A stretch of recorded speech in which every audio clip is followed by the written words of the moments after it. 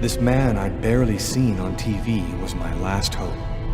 I didn't know what connection there could be between the Mayans and what had happened to me, but at that point, I was ready to accept any explanation that could make sense out of the nightmare that my life had become.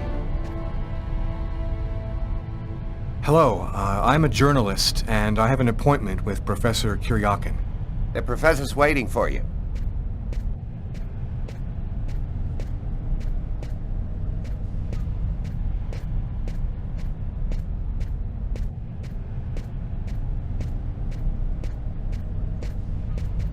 Professor Kuryakin? Yes? My name's John Cunningham. We spoke on the phone. I'm a journalist, and I'm gathering information for an article I'm writing about the Mayan religion. Ah, yes, I've been waiting for you, young man. What paper did you say you write for once again? In fact, I'm a freelance journalist. I write articles and sell them to whoever wants to publish them. It's curious, but your face seems familiar to me. Have we met somewhere before? Yeah, I get that a lot.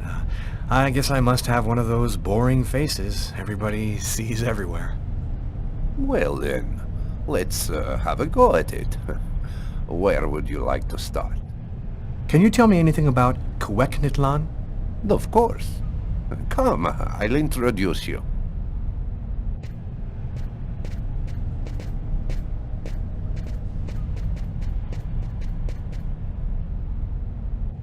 You see before you the ancient Mayan god Cuecnitlan, the serpent with the two heads. One head sees in this reality, the second in the other world. By opening both mouths, the Mayan oracles could see through the serpent into the other world. Could you explain this other world? Oh, the world beyond our own, the kingdom of the gods and the dead. The Mayans believed that human sacrifices allowed them to hear the voices of the deceased and see into the future. Tell me, how did the sacrificial ceremony work? Come, I'll show you.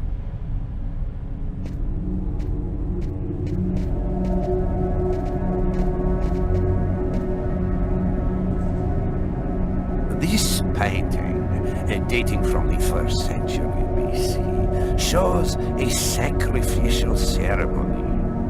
The victim's agony must have lasted quite some time.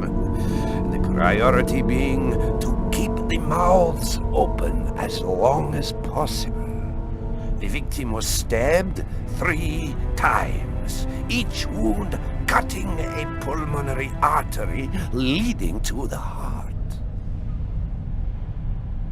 How did the ritual sacrifice work? Oh, the oracle must never soil himself with the blood of another. That is why he chooses a sort of proxy, another person in the crowd, totally at random. This person becomes the executor. The oracle takes complete control of the executor, manipulating him from a distance. What happened to the executor after the sacrifice? He went mad and committed suicide after accomplishing his part of the ritual. A Mayan sacrifice. That's what it was. You aren't a journalist, are you? Who are you? My name is Lucas Kane. The police are looking for me about a murder that I did not commit, but I was the executor. You're a murderer? I'm innocent. I stabbed someone I'd never seen before 3 times, cutting his arteries, just like you described.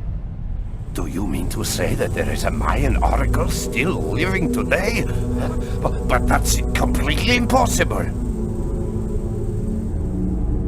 Have you ever seen this symbol before? Oh, it's the symbol of Cuecnitlan. The executors cut this into their own forearms before accomplishing the sacrifice. So, It is true. My God, the Codex was right. The Codex? What are you talking about, Professor? You can't stay here. Your picture is in the paper that the security guard is reading. He's sure to recognize you. Come, let's leave here, and I'll tell you all about it.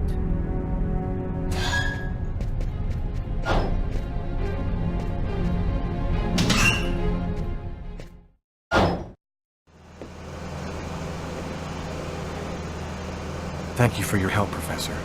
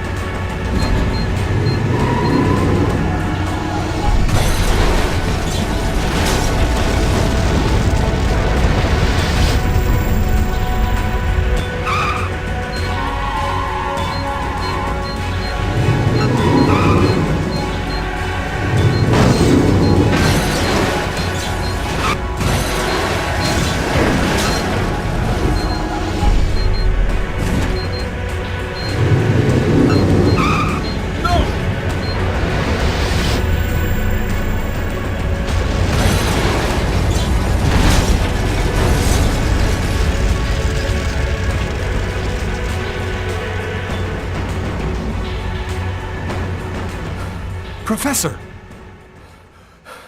The Codex speaks of the coming of a child, a prophet, the answer to one of life's questions.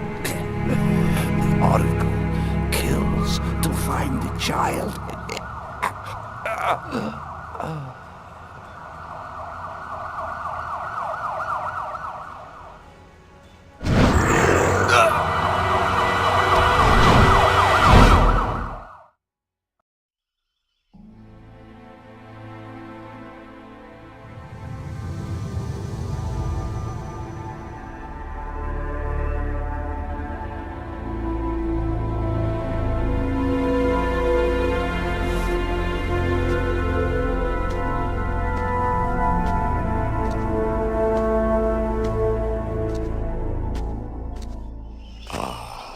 There you are. I've been looking forward to meeting you. Few men are capable of resisting an oracle.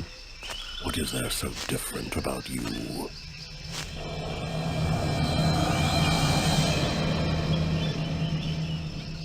The chroma. You have the chroma. So that explains it. How did you ever acquire such a power? No matter. What matters is, the time has come for you to die. The chroma? What does that mean? The force that created the universe. The origin of everything. It gives extraordinary powers to those who possess it. Why do I have to die? I pose no threat to you. The sacrifice has created a link between our souls. Each time that I look through the serpent, you see what I see. The only way to break the link is for one of us to die. Enough talk. Other matters await my attention. We will see each other again. In the other world. Kibin tina kwendane.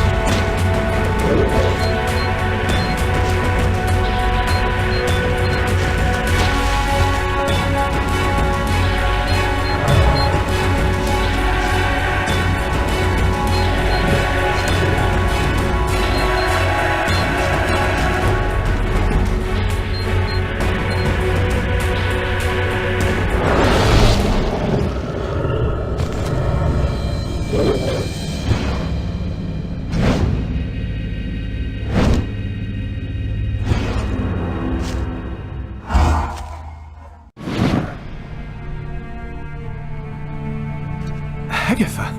But how... Listen closely, Lucas. Those who employ the Oracle are searching for a little girl, a perfectly pure soul that's never been incarnated. Her coming was foretold by the most ancient prophecy in human history. She's the one you see in your dreams. You must find her before the Oracle does and put her someplace safe. Hurry, there isn't much time and they are already back on your trail.